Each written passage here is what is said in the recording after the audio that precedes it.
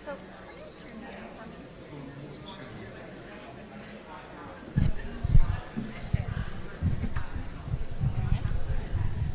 whenever you're ready. Yes. Okay. Welcome to the Getting Better Show. We are here at the National Religious Broadcasters Convention in Grapevine, Texas, NRB. And I am here and so grateful that he made time for me today to talk to Hermoz, Shariat. And he is from Iran, and he has a book called The Great Awakening of Iran. Tell me the name of it. Iran's Great Awakening. Pull that in. Iran's Great Awakening, yeah. And it is such a fascinating story. And I want to know mostly, I want to know about the book, okay? Yeah. But I want to know what in the world brought you to be brave enough to do everything you're doing over there.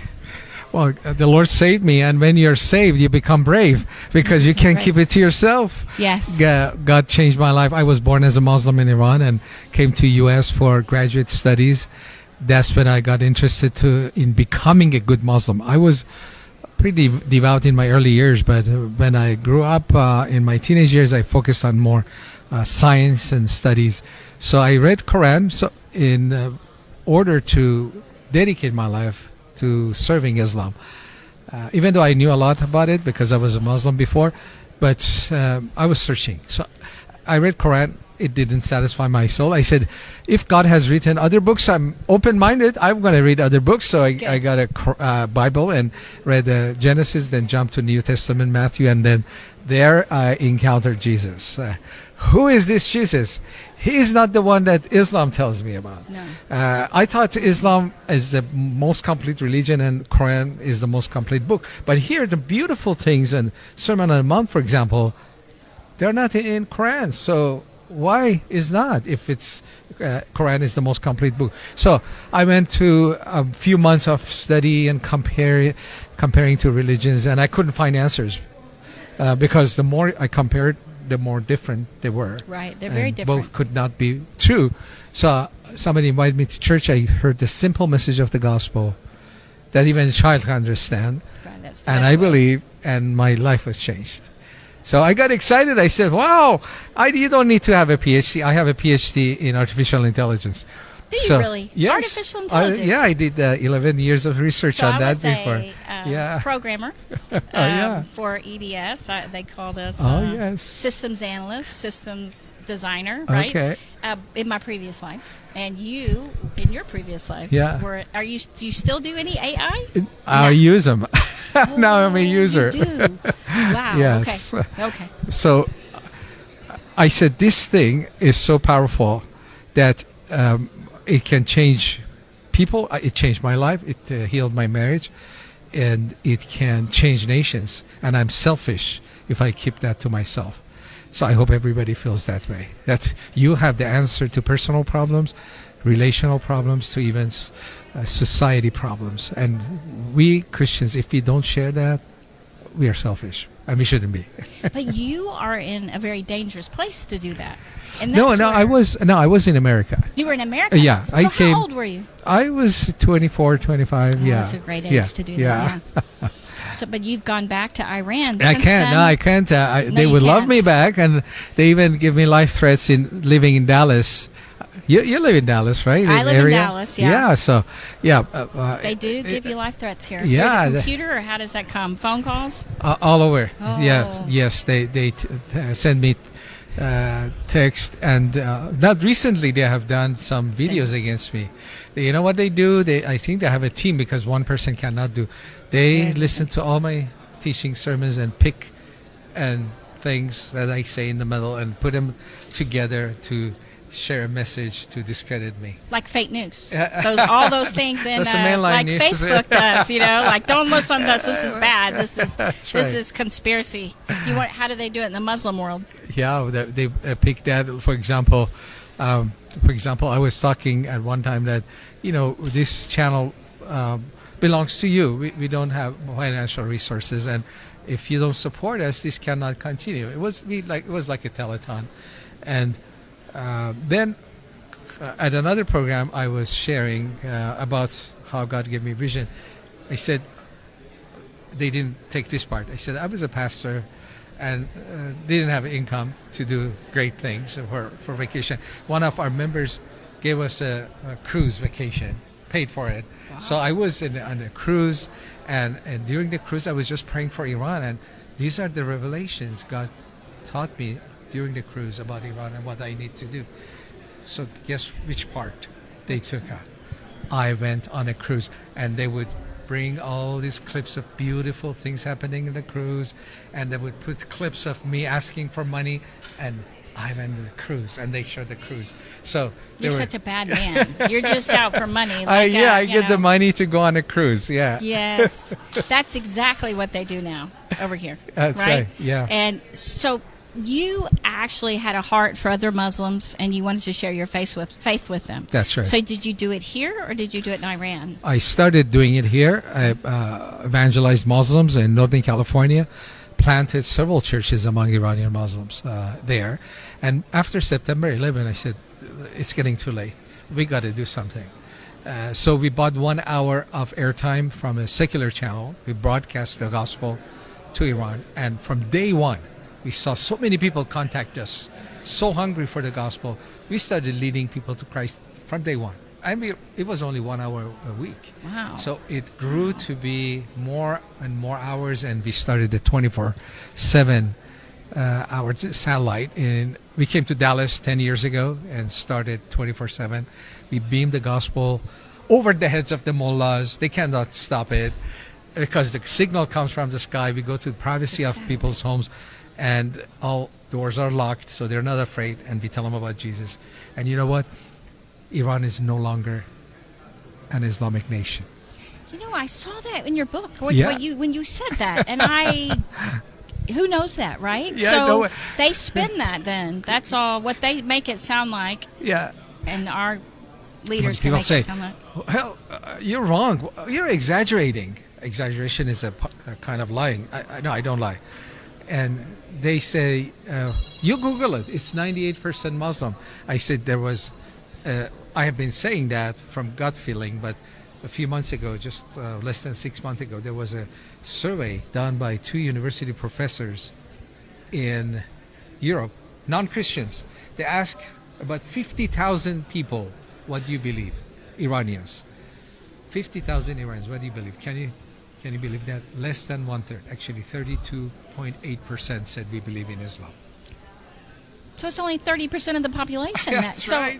That is interesting. Yeah. It is interesting. So it's the minority. Minority. And the minority can make it look like they're majority Well, if you're in power. if you're in power. Yeah. If you're in power, you have all the media, you have all the money, you have all the decision-making power. So that's why you hear in the news, death to America, death to Israel, and you go to Iran, they love Americans. That is amazing. That is amazing. So it is very similar to the media here in that non-Christians are not the minority, Yeah. but they make it look like we're a very small minority. That's right. And definitely there, at least in America, we have been led to believe that it's like, I don't want to say 100%, of course not true, but that it's definitely the majority there, but you're telling me it's the minority. That's so great to the hear. Christians are not majority yet.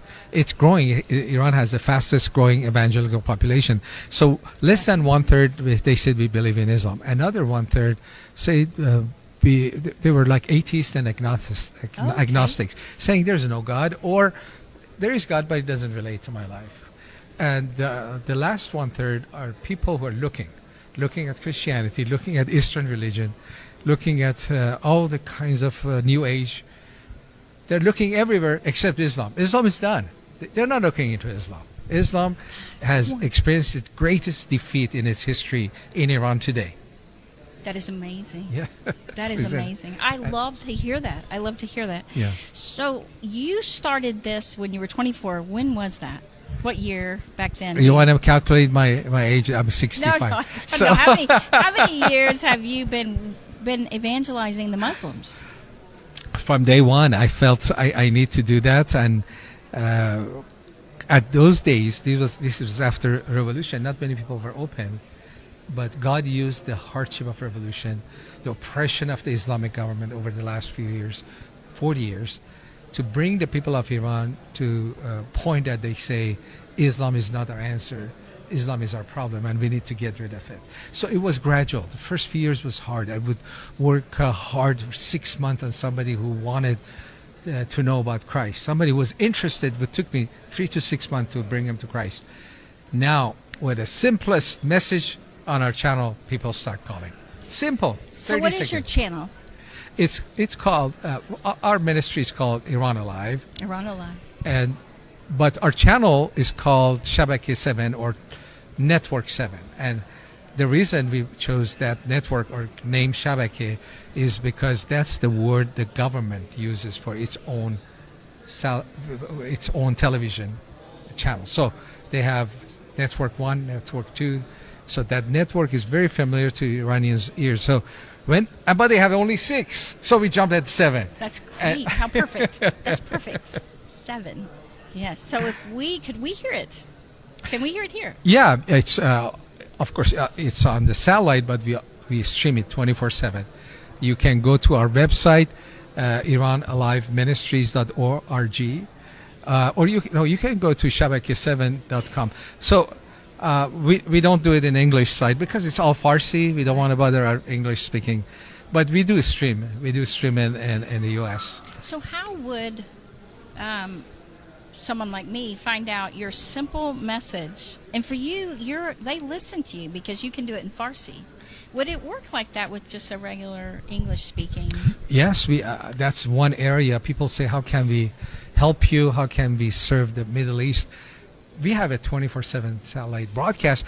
I'm only there 2-3 times a week. Wow. It's just so many hours open, and we have partners, and I'm looking for more partners. We have R.C. Sproul, we have Michael Youssef, we just added Billy Graham's sermons. So if you have a heart for the Middle East, and if you have media ministry, you can have your program, your teaching program on our channel, Discipling a Nation. That's one good way to do it. That's wonderful. Yeah. So you have been in danger. I can tell that because you were talking about the death threats like they were nothing. So have you ever been in danger over there when you go there? I cannot go there. So I know you can't now. Yeah, but no, I won't go there. Good. I'm glad. They would be waiting for you. That's right. They want me there. That's right. But we have brave. See, our channel is not just evangelism. We are encouraging Christians to evangelize, to start house churches. Discipleship, we have planted a large underground house church network and feeding it through media, so they are growing. Now, you're talking about me brave? No, but compared to those young leaders that we have trained, I'm a coward. Okay, they are so brave. Isn't that amazing when you... Yeah, I think that in America we don't know what that's like, and we're getting more and more afraid, right? Yeah. But let me share a story of this brave. They just popped I was training these leaders, and I cannot go to Iran, but I can bring them out. I train them in a third country, like Turkey or other countries. So I brought some young people, leaders. They were leaders of leaders, underground church. I teach them day and night. They're so hungry, never get tired. And every night the teachers get tired, go to their rooms, and they start worshiping from 10 p.m. to 2 a.m., singing, worshiping, dancing, making new songs. So it was after the conference was over, they were going back the next day. So everything was over. I was sitting, and they were singing, dancing, circles, and worshiping Jesus. I said, do they know they can be arrested tomorrow? Even at the airport, because if they have their names in a list, airport is the place they get arrested. Maybe I didn't teach them well, I thought. Maybe I should teach them more about persecution. Maybe they're delusional. Because they're not aware of the danger. Danger. So I interrupted their worship. I said, sit down, I have one more lesson. So they respectfully sat down, and I taught them out of the Bible the reality of persecution, that it's a part of our faith, especially if you serve Him. And you may be called to pay the highest price, even death might be there. So I trained them, talked to them about persecution. You know what they said? Of course, they sat down respectfully, and they listened to me for a half hour. They said, Pastor Hormoz, don't worry about us. We know what we got into. When we were Muslims, we are ready to die for Allah, who is a distant and cruel God, how much more we are ready to die for Jehovah, who is an intimate and loving God. We know what we got into. Don't worry about us. Now, excuse us, can we go back to the Jesus party? We were you interrupted us. We were worshiping Jesus. So that's like, okay. what the type of grace God is pouring on those people. They're not afraid. Well, because they've been taught to give their life, right? And we haven't been taught to give our life like that. Yeah. And that's the coolest thing. Now, it's interesting when you were talking, because the movie that Timothy Mahoney here at NRB is promoting is, what is it, The Times of Fire? Or it's the, what is the movie? But it's about the 7 churches in Revelation that Paul is talking to, and that earlier on when he's talking about, basically it's about being prepared. Yeah. And the end times, being prepared as Christians, how we should live now. Yeah. And it just sounds like that's how they're living there. Yes. And we could learn from them. We must. And they need us and we need them. We need them because of their passion for Christ, and they need us because of our teaching. Sometimes I feel we have so much teaching, good teaching in the West, we do, but little obedience. They know a little bit and they obey a lot. So we need to learn obedience from them and passion for Christ, passion to live for Him. And they can learn from us Bible teaching. We have so many good Bible teachers in America. We do. Yeah. I think that people take for granted grace here. Yeah. You know, they know about grace, that we live in a time of grace. But it's crazy what comes along with obedience when you obey God. Yeah. And you don't miss so much of Him moving. That's right. And I think when you get either someone dies or you're just really down, broken, or terrified, right? Things like that, you get closer to God. Yeah. And I think for them, they're just much more aware because they live in a dangerous time for them. Yes, that's right. And I know that more and more people, even for our show, are listening because they're more afraid. Yeah. It's really kind of crazy for us as humans all of us, that it takes that. And so it's just, so you are very much made for such a time as this, right? I think all of us are made for such a time as this in our own field and where God has put us. And who would have known everything that was going to happen in the last year, right? So it's like, where are we? And so tell me about your book. Yeah, it's called Iran's Great Awakening. It's available everywhere, Amazon, Barnes and Nobles, and everywhere. And I can give you an easier way to get it by contacting us. It has 3 parts. The first part is my spiritual journey and being a Muslim, coming to Christ, and confronting the spirit of Islam, confronting the Prince of Persia, Daniel chapter 10. Yeah. Yes. It's a dark spirit over Iran. Right. So there has been drama and trauma in my life, and I hope the first part will encourage people to stand firm, don't give up. The second part is a careful study of the prophecies in the Bible about Iran. Those who are interested in prophecy, that would really bless them. And number 3, the third section is, how do we go from here? How can we align our will with God's will, what we do with God, what God wants to do?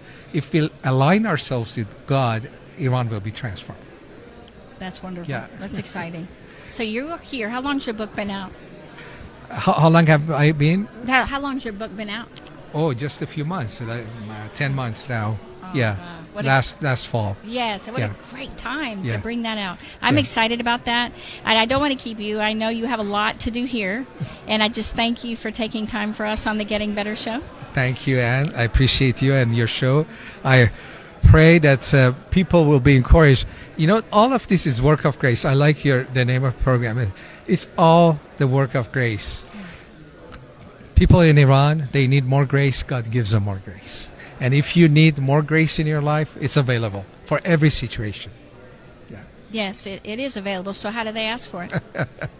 By faith. By faith. By faith. Goodness. Believing in the goodness of God and that God is sufficient. That He is sufficient for every situation. You start from there, then you ask, then you receive. Let me ask you a question, because I really admire you. How do you start your days every day? Do you have a pattern to your mornings? Most mornings I have promised myself to when I wake up with Bible verse and go to bed with Bible verse. And it hasn't been always like that, but the last few months I'm forcing to make it a habit, and that's what I do right now. Yeah, that's Yeah. wonderful. Thank Yeah. you so much. God bless. And just remember, guys, we're here at NRB all week, and we just thank you for joining us. And remember, keep getting better. God bless. Thank you.